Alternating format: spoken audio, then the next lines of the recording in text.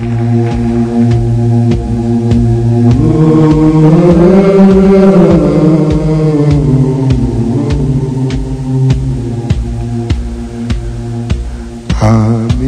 entends-tu le vol loin des corbeaux sur nos plaines? Amis, entends-tu les cris sourds du pays qu'on enchaîne? Ohé, partisans, ouvriers, paysans, c'est l'alarme. Ce soir, l'ennemi connaîtra le prix du sang et des larmes. Montez de la mine, descendez des collines, camarades. Sortez de la paille, les fusils, la mitraille, les grenades. Mes amis, se souvenir aujourd'hui des monarchistes disparus dans les camps nazis, ce n'est pas oublier ou nier les 4 à 6 millions d'êtres humains, hommes, femmes, enfants, de plus de 22 nationalités différentes, qui ont été réduits en esclavage dans les camps de travail organisés dès 1933 par les SA et les SS d'Himmler. Mais se souvenir que dès 1933, dans les camps de travail, les premiers hommes réduits à l'esclavage furent les démocrates, les monarchistes et les catholiques allemands opposés à l'ordre nazi. Les royalistes issus de la résistance, c'est-à-dire les royalistes qui ont été dans la résistance, ont été oubliés dans les années 40, après les années 40, 45, 50, puis après dans les années 50, même dans les années 60, même dans les années 70, même dans les années 80. Et avec quelques amis, on a relevé un peu le défi de les faire connaître. Les faire connaître, au départ c'était mon livre « Les royalistes dans la résistance », et il me semblait évident, alors qu'il n'y a pas une date particulière, de rendre hommage et de faire connaître la place Jacques-Renouvin en 2017, de faire connaître cette place, parce qu'on oublie un peu l'engagement de ces gens, pas seulement chez les royalistes, mais même à l'extérieur. On oublie un peu l'engagement de ces gens qui se sont battus pour leurs idées et contre l'Allemagne nazie. Dans ces camps, les nazis exigeaient que ces esclaves travaillent en chantant. Au camp de la SA de Borgemore en 1933, 3 hommes, Johann Hesser, Wolfgang Langhoff et Ruby Giegel, vont créer un chant qui va devenir le chant des déportés, le chant des marais.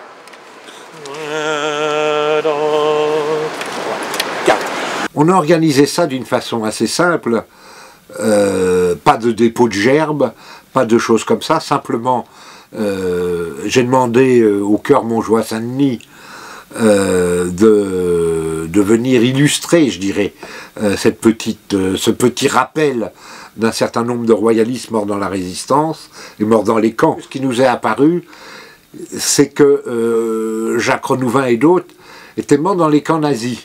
Alors camp de travail, pas camp d'extermination, je précise bien, hein, c'était des camps de travail. La majorité des camps allemands étaient des camps de travail.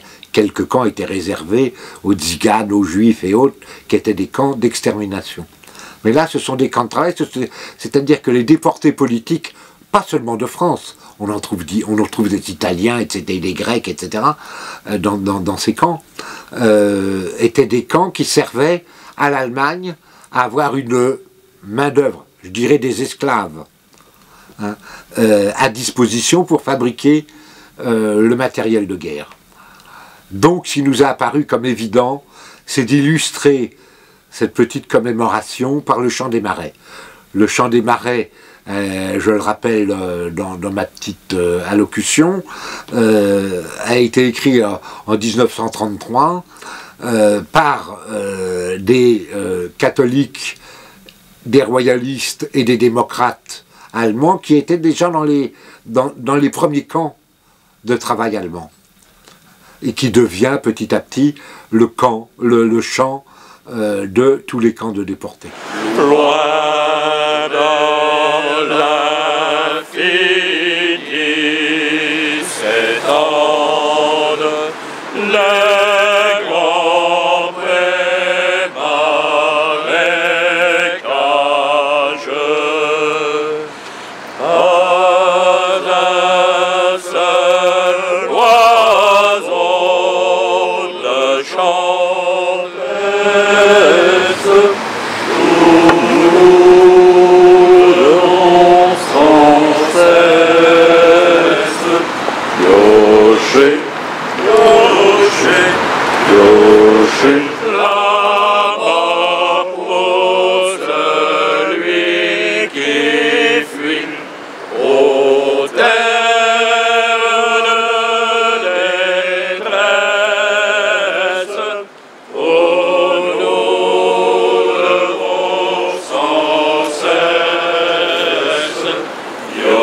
piocher, piocher, piocher. Mais un jour dans notre vie, le printemps refleurira. Liberté, liberté, chérie, je dirai tu es à moi, ô terre d'allégresse, où nous devons sans cesse aimer, aimer, aimer.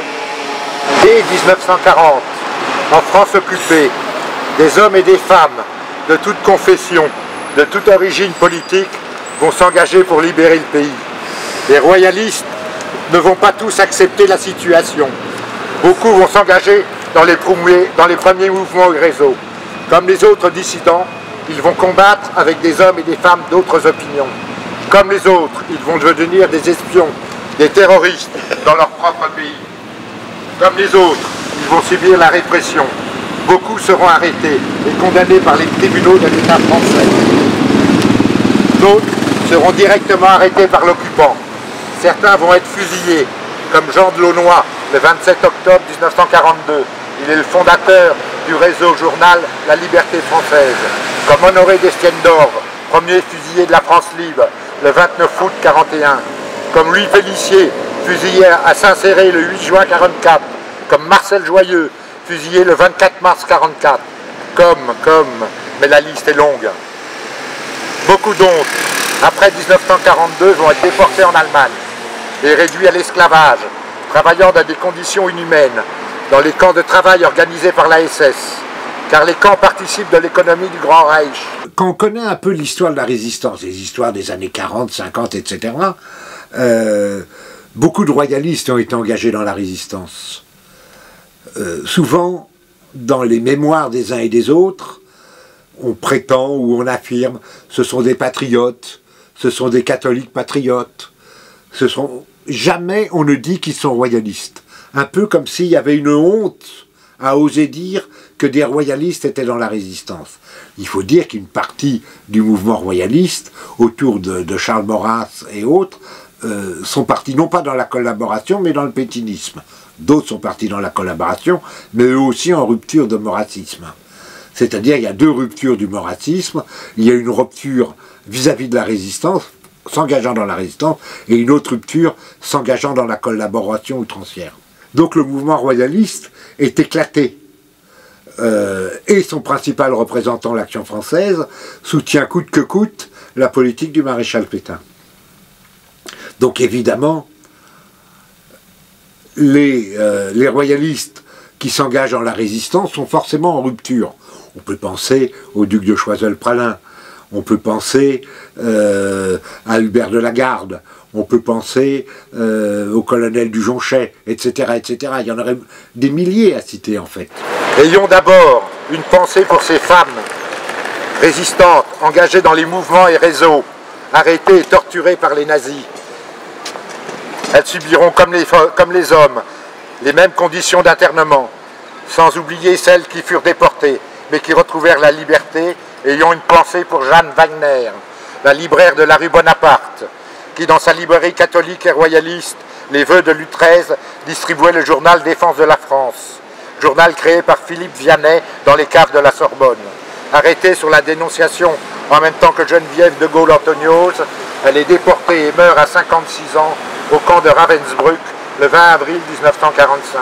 Ayons une pensée pour Raymond Toublanc, Jacques Bordier, Jean Dauphin, tous membres de la section de l'Action française d'Angers, tous engagés dans la résistance, comme le reste des monarchistes.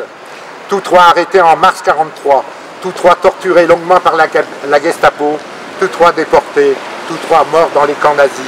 Raymond Toublanc, 23 ans, est mort au camp de Sachausen le 27 mars 1945.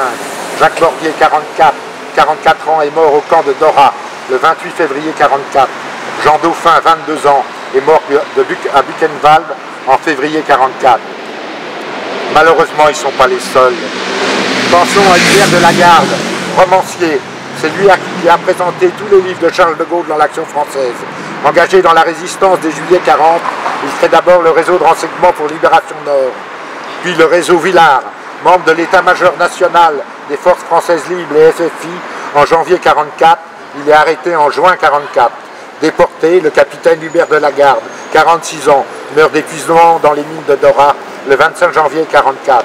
Il serait bien injuste ici, place Mireille et Jacques Renouvin, de les oublier, d'oublier Jacques Renouvin, chef Camelot du Roi de 1926 à 1934, qui a participé à l'organisation des manifestations de février 34. Il est entré en résistance bien avant tous les autres, en novembre 38, en giflant magistralement Pierre-Étienne Flandin sous l'Arc de Triomphe, le futur ministre de l'État français, ayant osé féliciter Hitler pour les accords de Munich. Lui qui s'est engagé dans les corps francs de l'armée en 1939, qui est blessé, refuse d'arrêter le combat.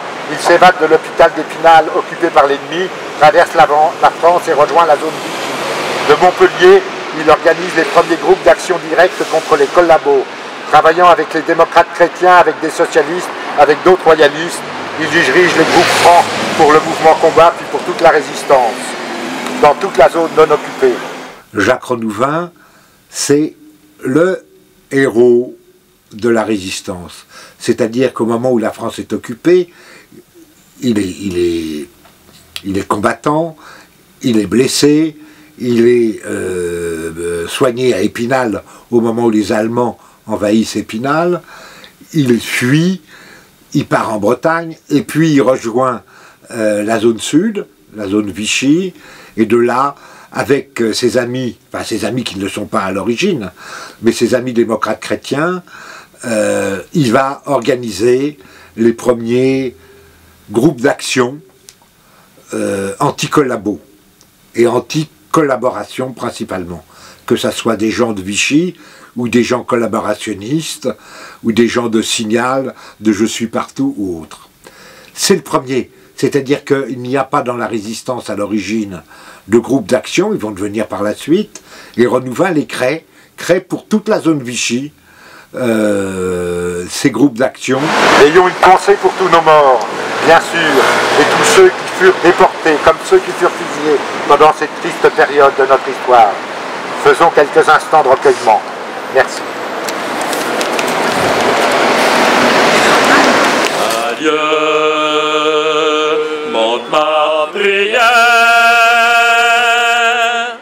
Ami, au revoir, au revoir, au revoir, près de Dieu.